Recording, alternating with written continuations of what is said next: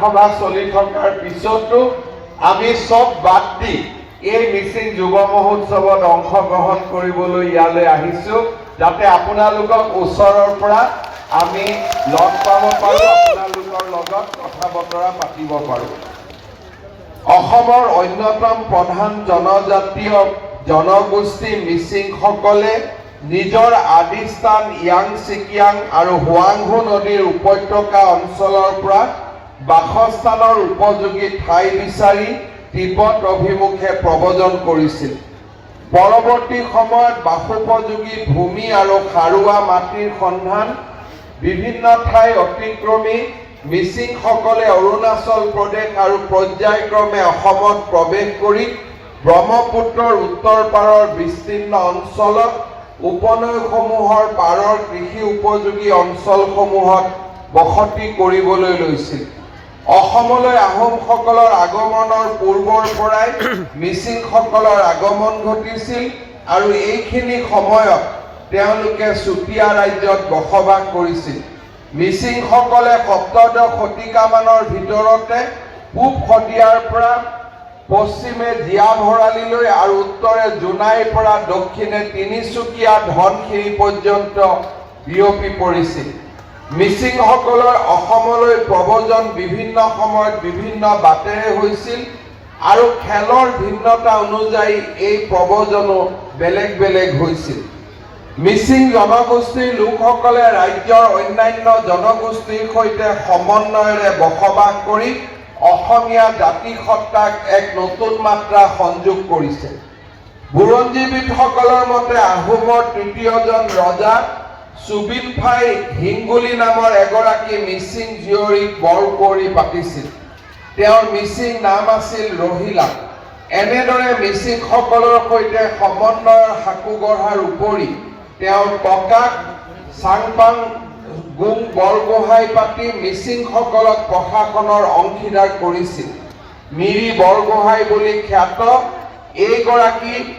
এইগৰাকী বিষয়াই স্বৰ্গদেউ চুকাফাৰ শাসনকাললৈ আহোমৰ দ্বিতীয়গৰাকী ঘাই মন্ত্ৰী হিচাপে কাৰ্যনিৰ্বাহ কৰিছিল। আহোমৰ ৰাজত্ব কালত মিৰি সন্দিকৈ নামৰ এটা সামৰিক পদ আছিল।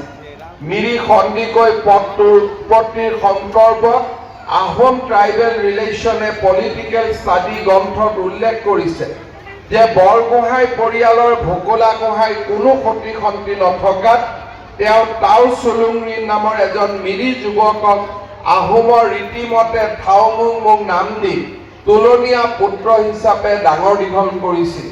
গোহাঁইৰ এই তুলনীয়া পুত্ৰজনকে মিৰি সন্দিকৈ পদত অধিষ্ঠিত কৰা হৈছিল, যি পদবী বৰফুকনৰ ঠিক তলতে আছিল।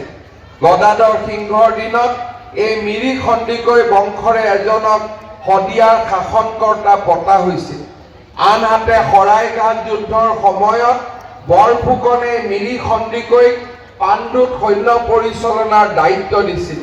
ইপিনে পাহাৰৰ মিচিং আৱৰ আৰু দফলাৰ আক্ৰমণ প্ৰতিহত কৰাৰ বাবে আহোমে মিৰি বৰুৱা নামৰ আন এটা পদবীৰ সৃষ্টি কৰিছিল, যিয়ে যোৰহাটৰ ওচৰৰ বৰিগাঁৱত বাহৰ পাতি আক্ৰমণকাৰীসকলক বশ কৰাৰ পদক্ষেপ লৈছিল। এই মিৰি বৰুৱাৰ অধীনতে ধনুবিদ্যাত প্ৰাকৈত একাংশ মিচিং সৈনিক আছিল। এনেদৰে পাহাৰীয়া মিচিঙৰ বাৰ্তা জনাই থকাৰ বাবে স্বৰ্গদেউ প্ৰতাপ সিংহৰ ৰাজত্ব কালত মিৰি কটকী নিয়োগ কৰা হৈছিল। এনেদৰে মিৰি সন্দিকৈ মিৰি কটকী বৰুৱা শইকীয়া পাটগিৰি গাঁওবুঢ়া বা গাম আদি পদত মিচিং লোকক নিযুক্তি দি আহোমসকলে ৰাজ্যৰ শান্তি শৃংখলা ৰক্ষাৰ লগতে কৰ কাটল উঠোৱা, প্ৰশাসনীয় কাম কাজ চলোৱা, দুভাষী কাম কৰোৱা আদি কাৰ্যবোৰ সম্পাদন কৰিছিল। বিশেষতঃ আহোম সৈন্য বাহিনীত মিচিং কাৰী সৈনিকসকলৰ ভূমিকা গুৰুত্বপূৰ্ণ আছিল। আহোমৰ শাসনকালত মিচিংসকলে নিজৰ দক্ষতা আৰু সাহসেৰে বিৰচিত সন্মান লাভ কৰিবলৈ সক্ষম হৈছিল। সেই সময়ৰ পাহাৰৰ জনগোষ্ঠী বিশেষকৈ নগা আৰু আৱৰসকলত ভেটিব পৰা একমাত্ৰ শক্তি আছিল মিচিংসকল। আৱৰসকলে চলোৱা অতিশাৰ্য ৰোধ কৰাৰ বাবে মিচিং সৈনিকসকলক আগুৱাই গৈ তাক প্ৰতিহত কৰিবলৈ সক্ষম হৈছিল। ব্ৰিটিছ শাসনৰ সময়তো আৱৰসকলৰ বিৰুদ্ধে শক্তিশালী প্ৰতিৰোধ গঢ়ি তুলিছিল। ব্ৰিটিছৰ নিৰ্দেশত মিচিংসকলে চলোৱা এই যুদ্ধ আৱৰ বৰুৱা বুলি অভিহিত কৰা হৈছিল। তৰুণ চন্দ্ৰ পামেগাম ৰচনাৱলীত উল্লেখ আছে যে এই যুদ্ধৰ সহায়ক হোৱাকৈ আৱৰ দোৱান বুজি উঠাৰ বাবে ব্ৰিটিছ চৰকাৰে মিচিংসকলক সমূহীয়াকৈ বছৰি 118 টকাকৈ প্ৰদান কৰিছিল। মানৰ আক্ৰমণৰ সময়তো মিচিংসকলে অত্যন্ত সাহসৰ পৰিচয় দাঙি ধৰিছিল। মানৰ নৃশংসতাৰ বলি হৈ হাজাৰ হাজাৰ অসমীয়া মানুহে নিজ স্থান পৰিত্যাগ কৰিবলগীয়া হৈছিল। কিন্তু মিচিংসকলে মানৰ বিৰুদ্ধেও সাহসেৰে যুদ্ধ কৰিছিল। মানসকলে তেজপুৰেদি উজাই আহোঁতে এবাৰ মুকুক চেলেঙত মিচিঙৰ সৈতে ডাঙৰ যুদ্ধ হৈছিল। এই যুদ্ধত মিচিঙে মানসকলক পৰাজিত কৰিছিল। মিচিঙৰ ইতিহাসৰ আন এক মন কৰিবলগীয়া দিশ হৈছে যে কোনো ৰজা নোহোৱাকৈ সামূহিক ঐক্যবদ্ধতাৰে প্ৰতিপক্ষক তেওঁলোকে পৰাজিত কৰিছিল। সামাজিক ঐক্যৰ এই আদৰ্শই মিচিং সমাজৰ মহা শক্তি আছিল। সৰলতা হৈছে মিচিং লোকজীৱনৰ মূল বৈশিষ্ট্য। প্ৰতিটো বিষয়তে জনগোষ্ঠীৰ লোকসকলৰ মাজত সহযোগিতা আৰু ঐক্যবদ্ধতাৰে আগুৱাই যোৱাৰ মিচিং সমাজৰ যি প্ৰৱণতা সেয়া সকলোৰে বাবে এক আদৰ্শস্বৰূপ। সামাজিক কাম কাজসমূহত সকলোৰে অংশগ্ৰহণ মিচিং সমাজৰ অন্যতম বৈশিষ্ট্য। এই জনগোষ্ঠীৰ সামাজিক দায়বদ্ধতাও লেখত ল'বলগীয়া। নৱ প্ৰজন্মই যাতে সমাজৰ সৈতে সংযুক্ত হৈ থাকি বিকাশমুখী চেতনাৰে আগুৱাই যাব পাৰে তাৰ বাবে প্ৰতিখন গাঁৱতে থকা মিম্বৰ য়াংমেং মিম্বৰ নামৰ অনুষ্ঠানটোৱে যুৱক যুৱতীসকলক নৈতিকতা প্ৰমূল্যবোধ আৰু সুশৃংখলিতভাৱে জীৱনৰ বাটত আগুৱাই যোৱাৰ বাবে প্ৰেৰণা যোগায়। পৰম্পৰাগতভাৱে প্ৰতিখন মিচিং গাঁৱতে একোখনকৈ কৌবাং বা গাঁও সভা থকা দেখা যায়। তদুপৰি প্ৰতিখন মিচিং গাঁৱত এটা মুৰংঘৰ থকাটো প্ৰাচীন পৰম্পৰা আছিল। মিচিং জনগোষ্ঠীৰ সাংস্কৃতিক জীৱন ধাৰাও অতি বৰ্ণিল। অসমীয়া সংস্কৃতিক বিশিষ্ট স্বৰূপ প্ৰদানৰ দিশত মিচিং জনগোষ্ঠীৰ অপৰিসীম ভূমিকা আছে। প্ৰকৃতিৰ সৈতে নিবিড়ভাৱে সৃষ্ট ইয়াৰ সাংস্কৃতিক জীৱনবোধে জনগোষ্ঠীটোক কৰ্মোদ্যমেৰে আগুৱাই যোৱাৰ বাবে প্ৰেৰণা যোগাই আহিছে। সামাজিক আৰু ধৰ্মীয় দৃষ্টিকোণৰ পৰা উদযাপিত উৎসৱসমূহে সামাজিক সুন্দৰতা আৰু আধ্যাত্মিক চেতনাৰ শক্তিশালী ধাৰা প্ৰবাহিত কৰি আহিছে। আলিয়াৰ নাঙো লিগাং পংৰাগ আদি উৎসৱ পালনৰ অন্তৰালত ভূমিৰ উৰ্বৰতা বৃদ্ধি আৰু পৃথিৱীখনক শস্য সম্ভৱা কৰি তোলাৰ প্ৰয়াস অন্তৰ্নিহিত হৈ আছে। জনগোষ্ঠীটোৰ লোক সাহিত্য, লোকবাদ্য, লোকসাধু, লোককথা, লোককলাৰ মাজেৰেও প্ৰাচীন সাংস্কৃতিক পৰম্পৰাৰ চহকী প্ৰতিফলন দেখিবলৈ পোৱা যায়। এই সম্পৰ্কত অসমৰ জনজাতি আৰু সংস্কৃতি গ্ৰন্থত সংগীতৰ মাধ্যমেৰে কিদৰে কৃষ্ণ ভক্তিৰ সোঁত প্ৰবাহিত আছিল সেই কথা উল্লেখ আছে। মিচিংসকলে সুকীয়া ৰূপেৰে আধ্যাত্মিক জীৱন পালন কৰি আহিছে। এই জনগোষ্ঠীৰ লোকসকলে কোনো দেৱতা বা দেৱীক পূজা নকৰে। উপস্যা শক্তিৰূপে দংনি বংল উপৰি পুৰুষ কীট পতংগ আদি সকলোৰে নাম সকাম নিকামত স্মৰণ কৰে। কিন্তু তেওঁলোকে প্ৰশস্তি নাগায়, বৰঞ্চ সকলোকে সাক্ষীৰূপে থাকিবলৈহে স্মৰণ কৰে। মিচিংসকলৰ প্ৰতিটো মাংগলিক কাৰ্যতে দংনি পলক সাক্ষীৰূপে থাকিবৰ কাৰণে নিবেদন কৰে। আনকি শপত লোৱাৰ সময়তো দনিপলৰ নাম লয়। মিচিংসকলৰ ধৰ্ম বিশ্বাসৰ পৰম্পৰা বিৱৰ্তন তত্ত্বৰ আধাৰত প্ৰতিষ্ঠিত। পাহাৰ এৰি ভৈয়ামলৈ প্ৰব্ৰজন কৰাৰ পিছত মিচিংসকল নৱবৈষ্ণৱ আন্দোলনৰ দ্বাৰাও প্ৰভাৱিত হৈছিল। এনে এক চহকী ঐতিহ্য আৰু লোককৃষ্টিৰ অধিকাৰী মিচিং জনগোষ্ঠীৰ শৈক্ষিক ভাষা সাহিত্য আৰ্থ সামাজিক তথা সামাজিক উত্তৰণৰ লগতে সাংস্কৃতিক চেতনাবোধ শক্তিশালী কৰি অহাত TMPকে অন্যতম মুখ্য ভূমিকা লৈ আহিছে। দায়িত্বশীল আৰু গৌৰৱান্বিত মিচিং জাতিৰ পুনৰ উত্থান আৰু মিচিং জনজাতিকে ধৰি অন্যান্য ভয়াম জনজাতিৰ গৌৰৱময় অগ্ৰগামী যাত্ৰাত TMPকে জন্ম আছিল এক ঐতিহাসিক আৰু যুগান্তৰকাৰী পদক্ষেপ। মেদিনী মোহন দলে সোনাধৰ পাটিল কুমচং পাঙ্গিং মধুৰাম পেগু দেবেন পেগুৰ দৰে উদ্যমী মিচিং যুৱকৰ প্ৰচেষ্টাত 1971 চনৰ 16 আৰু 17 অক্টোবৰত অসম অৰুণাচল সীমান্তৰ জোনাইত অনুষ্ঠিত এক সভাত অসম নেফা মিচিং ছাত্ৰ সন্থা গঠন হৈছিল। পিছলৈ অসম অৰুণাচল মিচিং ছাত্ৰ সন্থা নামেৰে আৰু 1977 চনৰ 24 মে দেৰগাঁও চৌগুৰি গাঁৱত অনুষ্ঠিত প্ৰতিনিধিত্বমূলক সভাত সদৌ মিচিং ছাত্ৰ সন্থা নামেৰে এই সংগঠনটি নামাঙ্কিত হয়। 1985 চনত মাজুলীৰ জেংৰাইমুখৰ অনুষ্ঠিত অধিৱেশনত ঐতিহাসিক সিদ্ধান্ত গ্ৰহণ কৰি এই ছাত্ৰ সন্থাৰ নাম টাকাম মিচিং পৰিং কৌবাং বুলি পুনৰ নামাকৰণ হয়। প্ৰতিষ্ঠা কালৰ পৰাই মিচিং জনজাতি ছাত্ৰ ছাত্ৰীসকলক একত্ৰিত কৰি উন্নত আৰু পাৰম্পৰিক বুজাবুজিৰ ভিত্তিত জাতিটোৰ অৰ্থনীতি শিক্ষা সংস্কৃতি পৰম্পৰা ভাষা আৰু সাহিত্য আগুৱাই নিয়াত TMPকে বলিষ্ঠ ভূমিকা লৈ আহিছে। TMPকে কেৱল ছাত্ৰ ছাত্ৰীৰ জ্বলন্ত সমস্যাৰ মাজতে সীমাবদ্ধ নাথাকি মিচিং জাতিৰ সৰ্বতো প্ৰকাৰৰ বিকাশৰ কাৰণে ইয়াৰ আৰ্থ সামাজিক ৰাজনৈতিক আদি বিভিন্ন সমস্যাৰ লগত ওতঃপ্ৰোতভাৱে জড়িত হৈ ইয়াৰ সমাধানৰ বাবে কাৰ্য ব্যৱস্থা গ্ৰহণ কৰি আহিছে।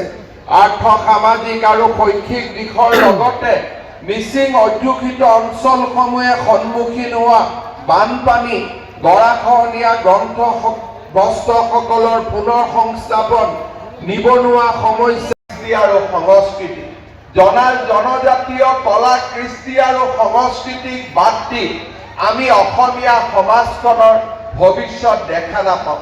আজি মিচিং সমাজৰ ভাষা ৰীতি নীতি ইয়াৰ পৰম্পৰাই অসমীয়া সমাজত গভীৰভাৱে চাপ পেলাইছে।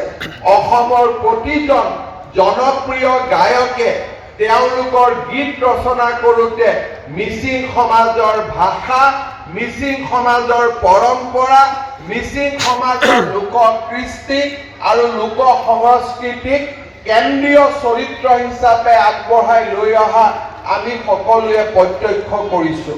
মই বিশ্বাস কৰোঁ যে অসমৰ জনজাতীয় লোকসকলে নিজৰ কলা কৃষ্টি সংস্কৃতি ভাষা ধৰ্ম যিমানে সংৰক্ষণ কৰিব সিমানেই আমাৰ শিপা শক্তিশালী হ'ব আৰু আমাৰ জনজীৱন আগুৱাই যাব। আৰু সেইবাবে আমাৰ চৰকাৰখনে দায়িত্ব লোৱাৰ পৰাই জনজাতীয় লোকসকলৰ কলা কৃষ্টি সংস্কৃতিক আগবঢ়াই লৈ যোৱাৰ বাবে আৰু তেওঁলোকৰ ন্যায্য অধিকাৰক স্বীকৃতি দিয়াৰ বাবে আমি নিৰন্তৰ প্ৰয়াস আৰু প্ৰচেষ্টা কৰিছো। এই প্ৰচেষ্টাৰ অংশৰূপে যোৱা 1 জানুৱাৰী আমাৰ চৰকাৰৰ কেবিনেট বৈঠকে মিচিং স্বায়ত্তশাসিত পৰিষদক সাংবিধানিক মৰ্যাদা দিবলৈ কেন্দ্ৰীয় চৰকাৰৰ ওচৰত আবেদন কৰিছে। মই বিশ্বাস কৰোঁ যে সাংবিধানিক মৰ্যাদাৰে শক্তিশালী হৈ মিচিং স্বায়ত্তশাসিত পৰিষদে মিচিং সমাজক আৰু অধিক সেৱা কৰিবলৈ আগবাঢ়ি যাবলৈ সক্ষম হ'ব। মিচিং যুৱ মহোৎসৱৰ প্ৰাৰম্ভণিৰ কাৰণ আৰু প্ৰাৰম্ভণিৰ যি এক ডাঙৰ আদৰ্শ আছিল তাৰ বিষয়ে শিক্ষামন্ত্ৰী ৰণোজ পেগু ডাঙৰীয়াই আপোনালোকৰ আগত ব্যাখ্যা দাঙি ধৰিছে। মই এই অনুষ্ঠানত প্ৰথমবাৰৰ বাবে আহিছো, কিন্তু এই অনুষ্ঠানত প্ৰৱেশ কৰিয়ে ইয়াৰ যিটো স্পন্দন ইয়াৰ যিটো প্ৰাণৱন্ত আৰু ইয়াৰ যি জীৱন্ত ৰূপ মই প্ৰত্যক্ষ কৰিছো তাক লৈ মই সঁচাকৈ গৌৰৱ অনুভৱ কৰিছো। মই বিশ্বাস কৰোঁ যে 9টা বছৰৰ পিছত এই মিচিং যুৱ মহোৎসৱক আমি আৰু এক নতুন ৰূপ দিয়াৰ ফালে আগুৱাই লৈ যোৱাৰ প্ৰয়োজনীয়তা আছে। এই যুৱ মহোৎসৱৰ লগতে মিচিং সমাজৰ খাদ্য, মিচিং সমাজৰ সাজ পোছাক আৰু মিচিং সমাজৰ কলা কৃষ্টি আমি বহল ভিত্তিত আৰু আগুৱাই লৈ যোৱাৰ বাবে আমি প্ৰচেষ্টা কৰিব লাগে। হৰ্ণবিল ফেষ্টিভেলে নাগালেণ্ডত যেনেকে এক প্ৰাণৰ স্পন্দন গঢ়ি তোলে, সেই ধৰণে মিচিং যুৱ মহোৎসৱে এই কাৰেং চাপৰিৰ লগতে সমগ্ৰ মিচিং অধ্যুষিত অঞ্চলবিলাকত এক নতুন ৰূপলৈ লৈ যাব পাৰে। মই আমাৰ উদ্যোক্তাসকলক অনুৰোধ কৰিম যে দেশৰ বিভিন্ন অঞ্চলত প্ৰচলিত যুৱ মহোৎসৱসমূহৰ সফলতাক অধ্যয়ন কৰি আৰু আমাৰ যিটো মূল আৰু মৌলিকতাক ৰক্ষা কৰি আমি এই যুৱ মহোৎসৱক আৰু এক নতুন পৰ্যায়লৈ লৈ যোৱাৰ বাবে আমি প্ৰচেষ্টা কৰিব লাগিব। অহাবাৰ মিচিং যুৱ মহোৎসৱে 10টা বছৰত ভৰি দিব। মই বিশ্বাস কৰোঁ যে লাহে লাহে এই কাৰেং চাপৰি অঞ্চলটোত যুৱ মহোৎসৱৰ লগত খাপ খোৱাকৈ আমি ইয়াক নিৰ্মাণ কৰিব লাগিব। প্ৰতিখন গাঁৱৰ প্ৰতিনিধি আহি ইয়াত যাতে থাকিব পাৰে, ইয়াতে যাতে বিভিন্ন মঞ্চ তৈয়াৰ কৰি বিভিন্ন অনুষ্ঠান সমান্তৰালভাৱে ৰাইজক দেখুৱাব পাৰে, সেই ধৰণৰ এক নতুন আধুনিক চিন্তাও আমি কৰিব লাগিব। আৰু এই ক্ষেত্ৰত আমাৰ ৰাজ্য চৰকাৰৰ পৰা যিমান সহযোগিতাৰ প্ৰয়োজন হ'ব আমি কিমান সহযোগিতা আগবঢ়োৱাৰ আজি আপোনালোকক প্ৰতিশ্ৰুতি দিছোঁ। শ্ৰদ্ধাৰ ৰাইজ, মই বিশ্বাস কৰোঁ যে মিচিং লোকসকলৰ যি লোককৃষ্টি, লোককলা আৰু আমাৰ যি জীৱন্ত ঐতিহ্য আছে তাক আমি যেতিয়াই বহল সমাজৰ বুকুলৈ আগবঢ়াই লৈ যাম, সি আমাৰ সমগ্ৰ অসমখনকে জগত সভাত প্ৰতিষ্ঠা কৰাত সহায়ক হ'ব। মই আজিৰ এই দিনটোত পুনৰ এবাৰ TMPKৰ নেতৃত্বত ধন্যবাদ জনাইছোঁ। আৰু আজিৰ অনুষ্ঠান উপভোগ কৰিবলৈ অহা আটাইকে মই পুনৰ এবাৰ অভিনন্দন জনাইছোঁ। ইয়াত আহিয়ে আমি ডক্টৰ ভূপেন হাজৰিকাৰ সুন্দৰ গীত মিচিং আৰু অসমীয়াত একেটা লয়, একেটা সুৰ, একেটা মাদকতাত যি সুন্দৰভাৱে আমি দেখিবলৈ পালোঁ, তাক দেখি মোৰ ৰাতিটো নাযাওঁ নাযাওঁ লাগিছে যে ৰাতি মই ইয়াতো আহি অনুষ্ঠান চোৱাৰ বাবে চেষ্টা কৰোঁ। এইবাৰ মই নোৱাৰিম, কিন্তু আজিয়ে মই ভুৱন পেগুক কৈ থৈ গৈছোঁ যে যেতিয়া 10ম যুৱ মহোৎসৱ অনুষ্ঠিত হ'ব, এদিন সম্পূৰ্ণ নিশা মই ইয়াতে থাকি এই যুৱ মহোৎসৱ অনুভৱ কৰিম। সেই কথা মোক যাতে মাতিব নাপাহৰে, তাৰ বাবে মই আজিয়েই ভুৱন পেগু, ৰণোজ পেগু, আমাৰ TMPK নেতৃবৰ্গক আজিয়ে মই অনুৰোধ কৰিছোঁ। লগতে এই মিচিং যুৱ মহোৎসৱৰ বাবে অসম চৰকাৰৰ সাংস্কৃতিক বিভাগৰ পৰা প্ৰতি বছৰে 1 কোটি টকা অনুদান দিয়াৰ বাবেও আজিৰ অনুষ্ঠানতে মই ঘোষণা কৰিছোঁ, যাতে আমি ইয়াক এক নতুন ৰূপলৈ লৈ যাব পাৰোঁ। পুনৰ এবাৰ মই TMPK নেতৃবৰ্গক ধন্যবাদ জনাই আৰু সমগ্ৰ মিচিং সমাজখনক আজিৰ এই সুন্দৰ দিনটোত পুনৰ এবাৰ অভিনন্দন আৰু মোৰ বহুত বহুত শুভেচ্ছা জনাই মই মোৰ বক্তব্যৰ সামৰণি মাৰিছোঁ। ধন্যবাদ। জয় হিন্দ, বন্দে মাতৰম।